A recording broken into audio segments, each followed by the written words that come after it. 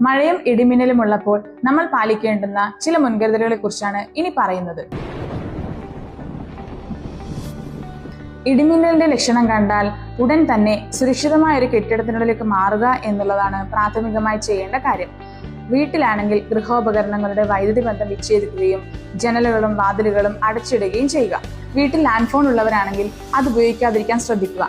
കൂടാതെ ലോഹവസ്തുക്കളുടെ സാമീപ്യമോ സ്പർശനമോ ഉണ്ടാകാതിരിക്കുവാനും ശ്രദ്ധിക്കുക. ഇടിമിന്നലുള്ള സമയത്ത് നിങ്ങൾ ഉയരമുള്ള സ്ഥലങ്ങളിലോ മരക്കൊമ്പിലോ ടെറസിലോ കയറിയിരിക്കുവാൻ പാടുള്ളതല്ല.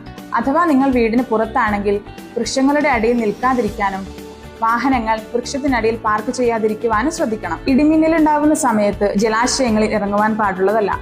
കൂടാതെ നമ്മൾ പ്രത്യേകം ശ്രദ്ധിക്കേണ്ട ഒരു കാര്യം, കുട്ടികളെ തുറസായ സ്ഥലങ്ങളിൽ കളിക്കുവാൻ അനുവദിക്കരുത്. ഇക്കാര്യം രക്ഷിതാക്കൾ പ്രത്യേകം ശ്രദ്ധിക്കേണ്ടതാണ്. അതുപോലെ രക്ഷിതാക്കൾ ശ്രദ്ധിക്കേണ്ട മറ്റൊരു പ്രധാന കാര്യം, മഴ തുടങ്ങി ജലാശയങ്ങൾ നിറയുന്ന സാഹചര്യങ്ങളിൽ കുട്ടികൾ അതിന്റെ പരിസരങ്ങളിൽ പോകാതിരിക്കാൻ പ്രത്യേകം ശ്രദ്ധിക്കണം. അടിയന്തര സാഹചര്യങ്ങളിൽ ഹെൽപ്പ് ലൈൻ നമ്പറായ 112 ബന്ധപ്പെടുക. മഴക്കാലം ആസ്വാദികരവും കൂടെ സുരക്ഷിതവുമായിരിക്കട്ടെ.